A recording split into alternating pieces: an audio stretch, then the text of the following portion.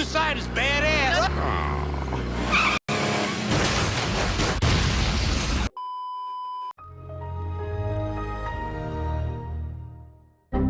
It's Always Sunny in Philadelphia, the show that has been a beacon of light in my life for many, many years, bringing me so many giggles during these trying times and ending my decades of pain and suffering. Given us 16 god-worthy seasons with one currently airing, the show has become the longest running live-action sitcom. However, despite this, it is still an extremely underrated masterpiece. So in today's video, I want to honour the show by going through how it came to be, as well as discussing the impact that it's had on not only our society, but on internet culture as well. The show was created by Rob McElhenney and stemmed from short films that were created and directed by McElhenney, with these short films usually featuring McElhenney himself, Charlie Day, Glenn Howerton and David Hornsby. One of the short films that went on to inspire the ideas and characters for It's Always Sunny seen a guy going to his homie's house in order to obtain some sugar. However, when he arrives, he is met with an absolute bombshell, that being that his homie has cancer, with the joke being how awkward his friend is being to this terrible news. While another one of these short films followed the character that would go on to be Mac, being ashamed of his relationship with Carmen, a transgender character. The plots for these two short films are both featured in the season 1 episode Charlie Has Cancer. The short films made by the guys brought them many giggles, and they decided that these ideas and this type of humour would work perfectly for a TV show, so they turned these short films into a pilot. Originally they wanted to call the show It's Always Sunny on TV, with this version of the show following struggling actors in Hollywood trying to make it in the business. However, this idea was scrapped due to this concept and idea being very common within TV shows, so instead they went with the idea of the characters owning a bar in Philadelphia, which is where Rob McElhenney is originally from. The reason they originally wanted the characters to be actors as well was due to the amount of free time that the actors would have while like waiting on callbacks and stuff like that, so that they could justify why the characters weren't working like 9 to 5 jobs and stuff. However, changing their occupation to bar owners not only gave the characters lots of free time to get up to all sorts of silly shenanigans, but it was also more of an original idea. It also actually gave the characters a closer proximity to like alcohol and stuff, which if you've watched the show you would know is a huge part of the show and a huge part of the characters as well, as they are all alcoholics. The name of the show was then changed to It's Always Sunny in Philadelphia. The American network FX decided to go forward with the series, ordering one season with only a budget of $450,000 per episode. Now, to us poor degenerates of the world, this may sound like a lot of goddamn money. However, in the TV world, this is actually a really small amount of money to work with, due to this money having to go towards paying the cast, the crew, as well as the sets and props and stuff like that for the show. So this amount of money actually isn't that much when you consider what has to be paid. So FX, if you think about it, we're kind of just setting them up for failure, to be honest. Those goddamn hools. With the green light from FX, they began filming season 1 of the show, with the cast consisting of Charlie Day as Charlie Kelly, Glenn Howerton as Dennis Reynolds, Rob McElhenney as Mac, and the iconic Caitlin Olsen joined the cast as well as Deandra or Dee Reynolds. The first episode of season 1 premiered on the 4th of August 2005, and our society was never the same. However, something was missing, something very, very important.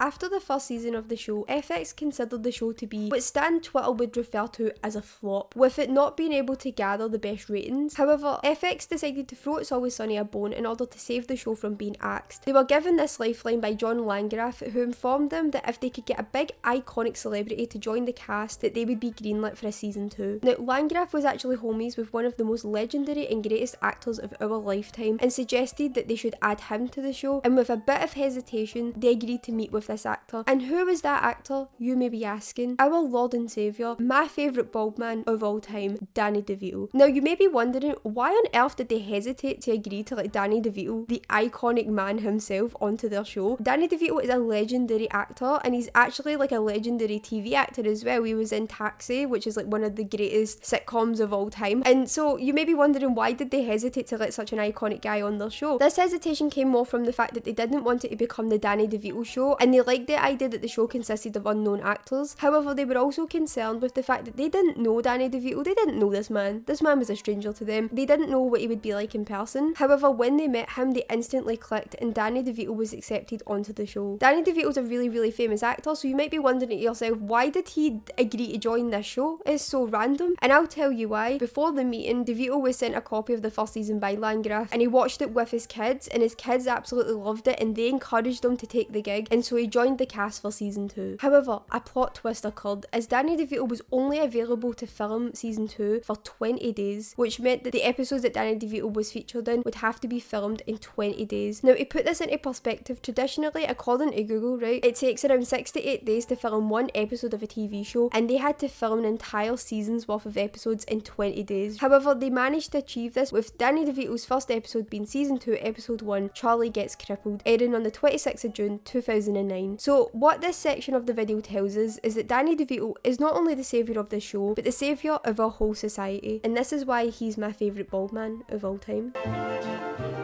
The show follows the characters, who are also referred to as the gang throughout the show, as they run their bar Paddy's pub in Philadelphia. We have the honour or the privilege of witnessing their unstable and dysfunctional shenanigans that usually see them trying all sorts of different schemes in order to make money, with these schemes usually blown up in the characters' faces. Some of these schemes are actually quite wholesome sounding, like creating merchandise for the bar and stuff, but these descend into absolute degeneracy very, very quickly. However, some of these schemes are also absolutely insane, such as the time where Dee was a surrogate and pretended that she kept the baby from the surrogacy in order to claim benefits from the baby, and when she was basically backed into a corner by the authorities and was about to be audited, she put on a fake funeral for the said baby. An iconic episode, by the way, but absolutely insane nonetheless. Other episodes follow the antics of the gang, from them putting on musicals to moving to the suburbs. The show often commentates and parodies society, providing satire on political and cultural fads. Unlike other sitcoms such as Friends, where the characters are all meant to be likeable, the gang are presented as the biggest degenerates to ever grace this earth, but despite their bigoted, creepy, and borderline sociopathic tendencies, you can't help but love them. Now, since the characters are what make the show as iconic as it is, I thought it would be a good idea to go through each member of the gang, highlighting their best and most iconic moments.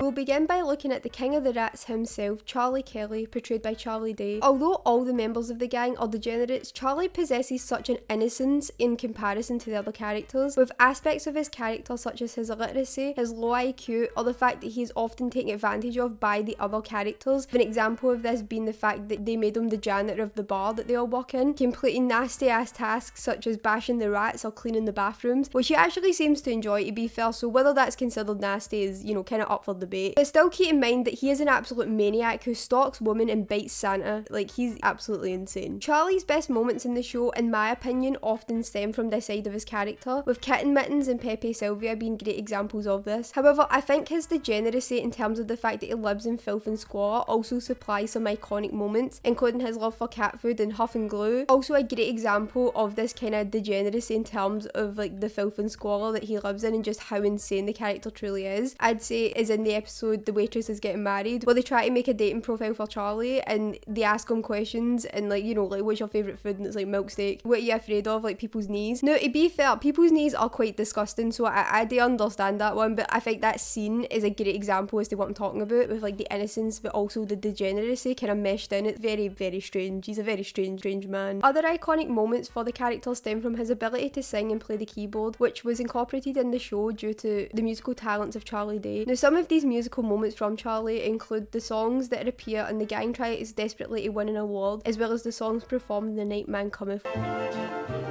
Now, I'm not gonna lie, I don't even know where to begin with this character, oh my god. Dennis Reynolds, the golden god himself, portrayed by one of the greatest actors of our time that is so underrated and underappreciated, Glenn Hamilton, is one of, and I'm not even joking when I say this, one of the scariest characters in all of media. If you remove the comedic tone from the show and put the character in like a horror or a thriller, you would fear this man. I think a scene that really highlights how scary and how spooky ooky this character truly is the scene where they're on the cruise ship and Dennis basically tries to use the implication on this young woman and he absolutely terrifies the life out of her and gets thrown into boat jail because he's an absolute degenerate. Like, oh my god, he's so scary. But Glenn Hamilton is so good at portraying how scary he is because, like, oh my god, what an absolute icon he is. Now, Dennis is an interesting character because he started off as a more arrogant and egotistical kind of character, with this descending into him becoming more sociopathic as the seasons went on, with him being very quick to unleash his rage upon other characters characters within the show, with it even being implied that he has committed very sinister acts, or that he at least thinks about committing very sinister acts within society, with many iconic moments from the character stemming from this idea, including the implication scene as well as the Dennis system. However, I think a lot of Dennis's iconic moments stem from this change in his character, with him unleashing his rage upon other characters in the show being some of the funniest moments within the show. Some examples of some of my favourite Dennis rage moments include the rant he goes on about Fall in the hospital in the episode Dee gives birth, the threat that he gives Dee of dicing her into a million little pieces and putting those pieces into a box, a glass box that he will display on his mantle in the episode Psycho Pete Returns, the rant that he goes on about the college kids being little savages and idiots in the episode The Gang reignites the rivalry, and of course the iconic rant he goes on where he credits himself as the golden god when defending his car being in the river in the episode The Gang misses the boat. Moving on to Mac, who's portrayed by Rob McElhenney. Now, I believe that Mac is one of the most underrated characters on the show, and I think that my guy deserves more recognition. Mac is so funny and has supplied some of the most iconic and funniest moments of the show. Mac is a character who is full of delusions and believes himself to be a badass, great at karate, and for a good portion of the show straight, with a huge part of his character relating to his obsession with religion and how this specifically impacts these aspects of his character, specifically with the fact that he is a gay man and how that kind of interacts with his religion. Now, some of Mac's iconic moments stem from these aspects of his character, with examples of this including Science is a Liar sometimes in Project Badass. I think another aspect of Mac's character that produces a lot of iconic moments is his relationship with other characters within the show, specifically his parents and of course Dennis. With these characters, Mac tries so desperately to ensure that they like him, with this often resulting in the characters not liking him at all, and this can result in hilarious moments such as the look at me when you're talking to me scene, or any scene with Mac's mum and dad, or in heartfelt moments which are very rare on the show, but Mac's dance that he does for his dad to try and get him to accept his sexuality only for him to be rejected is a great example of this. Now, I need to touch on this, and I wasn't sure where to put it in the video, so I'm going to put it in here. Rob McElhenney's dedication to the show is absolutely insane. He gained 60 pounds for the 7th season of the show. He gained this weight because he's seen in other kind of sitcoms such as Friends, the characters got progressively more good looking as the show went on because the actors were getting more money and stuff like that, but in real life this isn't the case, as the older people get usually the worse they kind of look, and so Rob McElhenney wanted all of the actors to put on a bit of weight and for Danny DeVito to lose a significant amount of weight. However, they all rejected it, so Rob McElhenney just done it himself, producing the best character of the entire show, Fat Mac. Fat Mac produced so many iconic moments, including the Swedish plumber scene, his type 2 adult onset diabetes, and of course his dance that he does in that episode Frank's Little Beauties, an absolute icon. Next up is the bird herself, Dee Reynolds, portrayed by the icon that is Caitlin Olsen. Now, Dee is the sister of Dennis, and like Dennis, her character changed quite a bit as the show went on. Although this change happened a lot quicker in comparison, Dee began as the voice of reason in the first season of the show, with the character being written this way due to the guys not knowing how to write for a female character. However, Olsen told them to write Dee just like they would any other male character, and that she should just be as nasty and as much of a bad person as the other characters on the show were, and so they began to write her just like they did for Charlie, Mac and Dennis. And now Dee is arguably one of the most insane characters on the show as well. She has done some unspeakable things. For me, a lot of Dee's iconic moments stem from Caitlin Olsen's physical comedy, including Dee's iconic dance, as well as the many times that Dee has gotten hurt, with all of these stunts being performed by Caitlin Olsen herself. A huge part of Dee's character is her want to be famous and to be loved by everyone, with her want to be an actor or a comedian being very prevalent throughout the show, and many iconic moments stem from this aspect of her character, with examples including her impression of Obama, her very controversial characters, and of course her freak out in the episode The Gang Gets Analysed. Another aspect of Dee's character is the fact that she's often used as the punching bag for the members of the gang. They're all really nasty to each other, but they're specifically nasty to Dee. For example, there's a running gag where they constantly destroy every car that she's ever got. It's absolutely insane, they're so horrible to her. I think the best example of an episode that shows how much the gang bullies Dee is the episode The Gang Breaks Dee, which is the first episode of season 9. And you know what, I would feel sorry for her, but she is absolutely insane and she has done some nasty things, like specifically to cricket, so I don't know if I can feel that bad for her, to be honest, but she is an icon and she is a diva.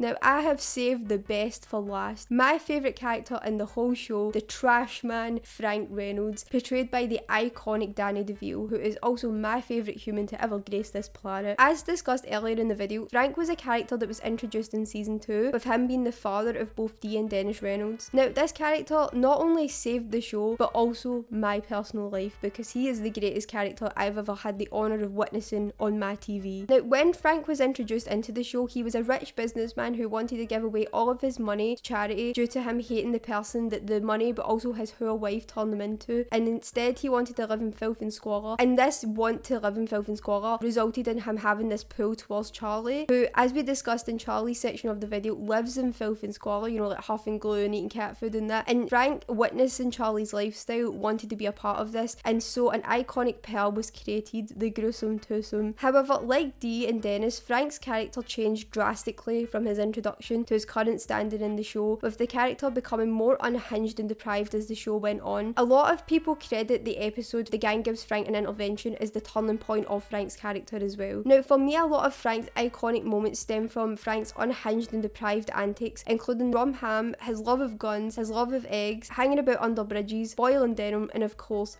banging hools. Now I decided to touch on the relationship between Charlie and Frank in this section of the video as it just felt right. Now Frank and Charlie have almost like a father-son type of relationship. It's probably one of the only wholesome, nicer kind of relationships between any pairing of characters within the show. Now a lot of the iconic moments from these characters stem from the relationship, with moments such as night crawlers, their love of cat food, and their weird sleeping arrangement being examples of this.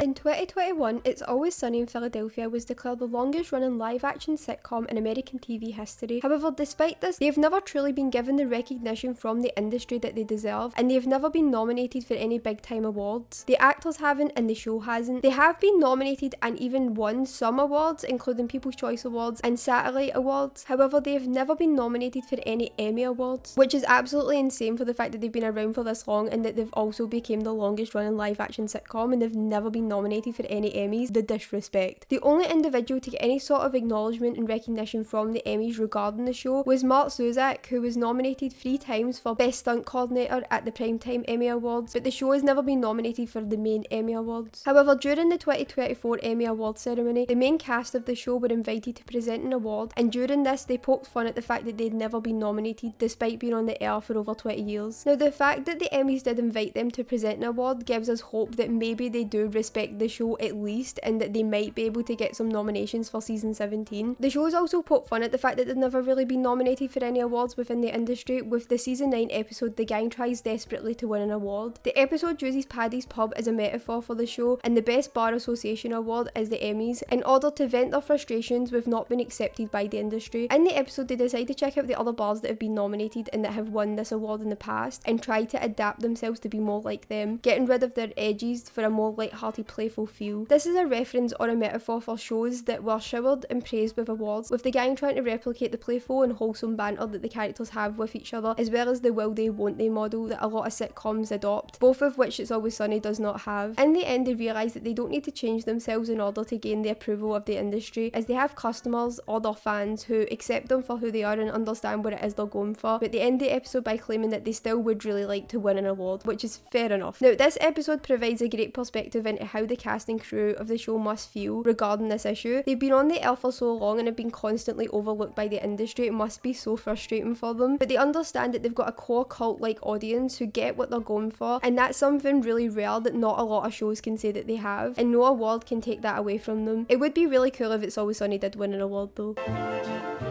There have been many ventures that have happened out with the show. One of the most iconic of these outside ventures has to be the live version of The Night Man Cometh. On November 20th, 2008, the final episode of season 4 titled The Night Man Cometh aired, with this episode being regarded by many as one of the best of the whole series, with them annoying the absolute life out of Charlie during the rehearsal process. However, despite the bumps in the road, Charlie manages to pull them together and they put on the musical. As the show goes on, it becomes very clear that this musical has a very unsettling and disturbing undertone, with it being highly speculated to be about Charlie's abuse that he faced by the Nightman, or more likely his Uncle Jack. Many iconic musical numbers are featured within the musical, written by Charlie Day and Cormac Bluestone, including Tiny Boy, Little Boy, The Troll Toll, and of course Dayman, which was actually first featured in season 3, episode 9. The last song in the musical, however, is a surprise to the gang as well as the audience, as it was written for Charlie to propose to the waitress, who he coerced into coming to watch the opening night of the show earlier in the episode, with the waitress of course declining his proposal, and the episode ends with the gang taking their final bow, with Charlie left frustrated with the gang and heartbroken yet again. This episode was so beloved by fans, and it was so iconic that the cast decided to take it on the road, touring it across 6 different cities across America. The live show stayed very true to the original episode, however some extra songs and moments were added into the live production, with Mary Elizabeth Elise, who played the waitress, being in the audience as well, recreating the iconic rejection from the episode. Other ventures outside the show include merch such as official books, cookbooks, clothing, and of course the towels. If you know, you know. As well as this, the Always Sunny mobile game was released in 2019, and this game seen players work their way through different episodes of the show, participating in different schemes in order to gain game currency, including money, eggs, and beer. The player would have to complete 12 different tasks in order to move on to the next episode or the next level of the game in order to gain more in-game currency. As well as this game often had many side quests that allowed for players to gain in-game currency as well as different characters for their Paddy's Pub. I was actually a huge fan of this game, and I've played it like on and off since 2019, and I was actually really into it recently, like the last couple months, and all of a sudden at the beginning of this month I was trying to play it and it just would not play, and I was so confused. It just kept coming up saying error, and I went on to Reddit and it said that it had been taken down, and I was genuinely so devastated. Like, I've never been so gutted in my entire life. So anyway, please bring the Always Sunny mobile game back, because I really want to play it again. I miss it.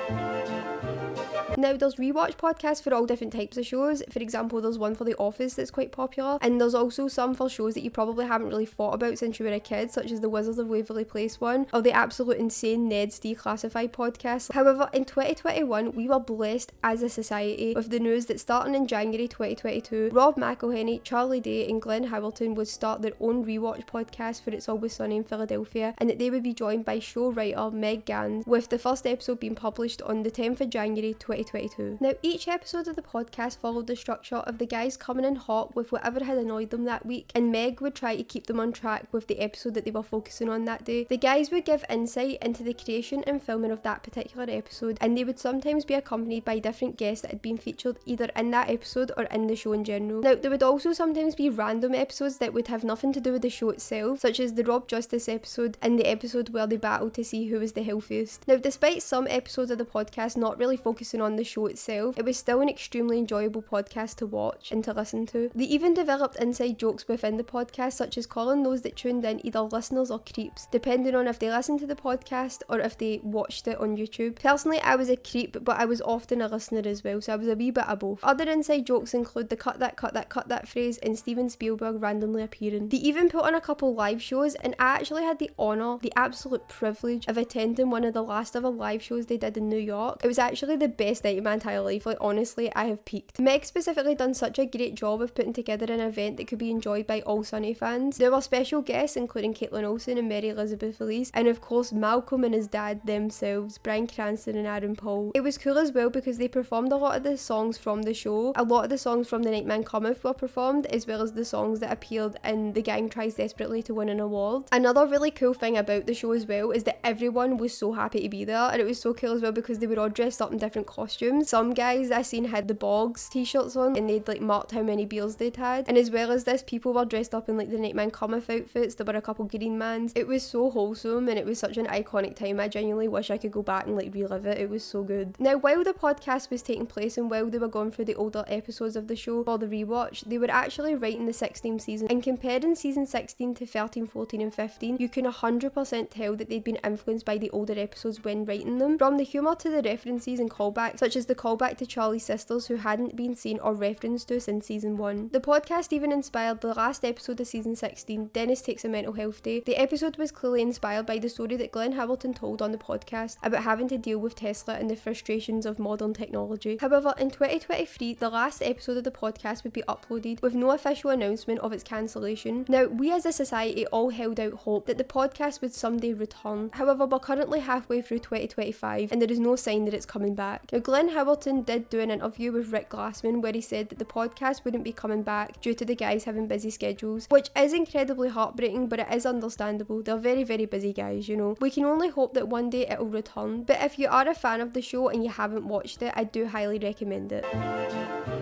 The show has had a huge impact on internet culture and has done for many years. One way in which the show has had an impact on internet culture is through many moments within the show becoming memes. Some of these memes are smaller and stay within the fandom of It's Always Sunny. However, many of these moments have become phenomenons on their own accord, and people will reference them without knowing that it originates from the show. Now, I'm going to go through what I believe to be some of the most iconic memes to come from It's Always Sunny. However, I know that I'm 100% going to miss some out, so if I do, just let me know in the comments, or comment what your favourite meme from It's Always Sunny is. The first one that I'm going to start with is probably the most iconic to come from the show, and that is the Pepe Sylvia meme. The origins of this image can be traced back to the season 4 episode Sweet D Has a Heart Attack. This episode focuses on Dee having a heart attack, forcing the guys to worry about their own health. So the episode splits into different subplots with the gang trying to improve their health. Dennis and Dee go to the gym and try cosmetic procedures. Frank takes all the medication known to mankind, and Charlie and Mac decide to get corporate jobs in order to get health insurance. Now, the job that Charlie and Mac get is working in a mailroom for this corporation, and Mac leaves Charlie alone with the mail duties so that he can go and mingle with the office whores in order to try and get a promotion. Due to the fact that Charlie is illiterate and cannot read or write, this leaves him absolutely stressed as he tries to deal with the mail, and due to his inability to sort through the mail, him and Mac are fired. Now, the scene in which this meme comes from is this iconic scene here, which sees Mac learning that Charlie has been struggling and losing his tiny mind over this job, with Charlie informing Mac of his conspiracy theory that he has about the organisation, that being that all the employees in the organisation do not exist, and this includes Pepe Sylvia and of course Carol from HR. However, Mac informs him that they do in fact exist and that they've been asking about their mail this entire time, and Mac then learns that they've both been fired and in turn lost their health insurance, leaving him absolutely pissed off. Now, this scene, or specifically this image of Charlie with his conspiracy will, is constantly used by people online when referring to them obsessing over something, or if they have their own conspiracy theory themselves. Now, this meme is so iconic and so massive that I know 100% that people use this without knowing that this image comes from the show. Another example of this is this scene here of Mac placing a bowl of his famous mac and cheese down for Dennis, and Dennis throwing it like a frisbee onto the ground. With this scene appearing in the season 11 episode Mac and Dennis Move to the Suburbs. As the title would suggest, this episode sees Mac and Dennis moving to the suburbs and slowly losing their tiny minds due to them being big city guys and the suburbs being a place of nightmares. It truly is. If you've ever driven past a suburb, it honestly just feels like a horror movie. This episode sees Mac and Dennis appear almost like a traditional married couple, with Dennis going to work and Mac staying home, and the episode focuses on how these different aspects of life can drive you crazy, with this episode also parodied in the movie Gaslight, with Dennis gaslighting Mac into thinking that there was no chopping noise even though there was. Now, in the scene that the meme stems from, Dennis is being given a meal that he's been given every single day that he has lived in this goddamn house, and so he throws it onto the ground like a frisbee, and a montage of the two guys losing their tiny minds over living in the suburbs. This scene is often used as a meme template, and is again probably used by many people that have no idea that it actually originates from this episode. Another example of this would be this scene here of Mac and Charlie looking at each other from across the restaurant, with this scene appearing in the season 8 episode The Gang Dines Out. This episode sees the gang dining out at a restaurant, however they arrive separately in different groups, with Dennis and Mac sitting at one table, Charlie and Frank sitting at another, and Dee of course being by herself. This episode focuses on the awkwardness between the gang not all being together and being at different tables, and instead of just going up and talking to each other, they do kind of passive aggressive things to each other to try and wind each other up, because you know that's just what these people are like. Now, the scene that this meme comes from stems from the moment where Mac and Charlie can't stop looking at each other because of the awkwardness, despite Dennis demanding them to stop. Another example of a huge meme that comes from this show that people probably don't realise comes from this show is this image here of Mac saying, "Oh my god, that's disgusting well." Now, this image originates from the season 7 episode The Antisocial Network. This episode sees the gang going to a gin bar and being shushed for being too loud. Now, the gang can't let this go, and so they decide to split up into different groups to try and locate the guy that shushed them. Dennis and Charlie go out to the bar to try and see if they can locate this man, while Dee and Mac decide to look for him on Facebook and find him. Dee and Mac realise that this man is at a store in town, and so the two of them decide to go and confront him for shushing them. When they go to do this, they realise that they've been catfished by this woman who basically made a fake Facebook profile to pretend that she was Dylan Tobin. throwback. However, after talking to this woman, she had said he had put her intimate photos on a nasty ass website. The moment that is used as a meme is Mac's response to this, in which he replies, "Oh my god, that's disgusting," well, in relation to what he's been told. Now, as I said, this is used as a meme template and is used by people that probably again don't realise that it comes from the show. I wish that I could go into every single meme that comes from the show, but I honestly would just be here all day doing it. So I've decided to speedrun through some that I think deserve to be mentioned, but again, as I said, I wish I could go through them all, but I just can't. So some other really iconic moments include, of course, "Through God, all things are possible," so jot that down, which comes from the season 8 episode The Gang Gets Analysed. The "Anyway I Started Blasting" meme, which comes from the season 9 episode Gun Fever Still Too Hot. This scene of Mac and Charlie pretending to cry while making fun of Dennis and Dee for getting addicted to crack. In the season 2 episode Dennis and Dee Go on Welfare. The implication scene in the season 6 episode The Gang Buys a Boat. The scene in which Frank pushes Ryan McPoyle off the roof in the season 2 episode The Gang Gets Held Hostage. The "I'm sorry rum ham" scene in the season 7 episode The Gang Goes to the Jersey Shore. And of course the scene where Dennis spills his cereal all over his car due to Frank crashing into him in the season 8 episode Reynolds vs Reynolds, The Cereal Defense. As I said, I wish I could go through every single meme from this show, but I would be here for hours because there's genuinely just so many. The show is genuinely so iconic that it has had such a huge impact on not only the world of media, but also internet culture as well.